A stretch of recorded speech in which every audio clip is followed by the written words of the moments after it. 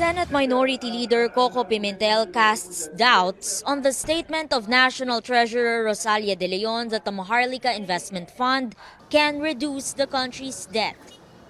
Kung super brilliant sila sa pagpapatakbo niyan, and they are more brilliant than the people running the Norwegian sovereign fund, which lost 164 billion US dollars. I mean, paano? For Pimentel, it can even add to the country's mounting debt as the bill lists borrowings among its funding sources. Isang challenge natin sa kanila yon. Itutuloy ba natin ang pagtatayo ng Maharlika Investment Corporation kung alisin natin ang kapangyarihan nitong mangutang? Ang argumentong pilosopo dyan, hindi pera ng taong bayan, inutang. In the name of the taong bayan, to be paid ultimately by the taong bayan. During the first Senate hearing, De Leon admitted that losses incurred by the Maharlika Investment Corporation ultimately means losses for taxpayers. She reiterated the law will have enough safeguards to avoid this, but Senator Win Gatchalian pointed out it still has its risks, just like any other investment. Who bears the risk? In other words, that's my point. The taxpayers.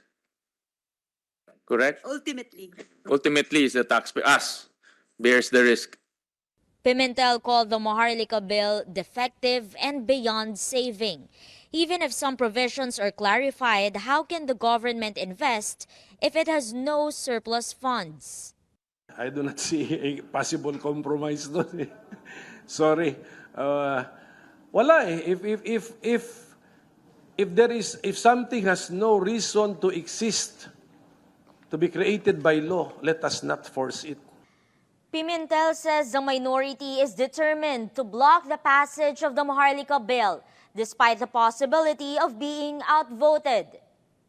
Pimentel says if the bill passes the Senate and eventually becomes a law, it can still be questioned at the Supreme Court. He sees a violation of the Equal Protection Clause of the Constitution, since the bill seeks to grant tax exemptions and other privileges for the Maharlika Investment Corporation. But for Senator Sonny Angara, progress has been made and there will be more improvements to the bill in the next hearings. Aside from the bill of Senate Committee on Banks Chairman Mark Villar, Senator Raffy Tulfo has filed a similar proposal. Eimor Santos, CNN Philippines.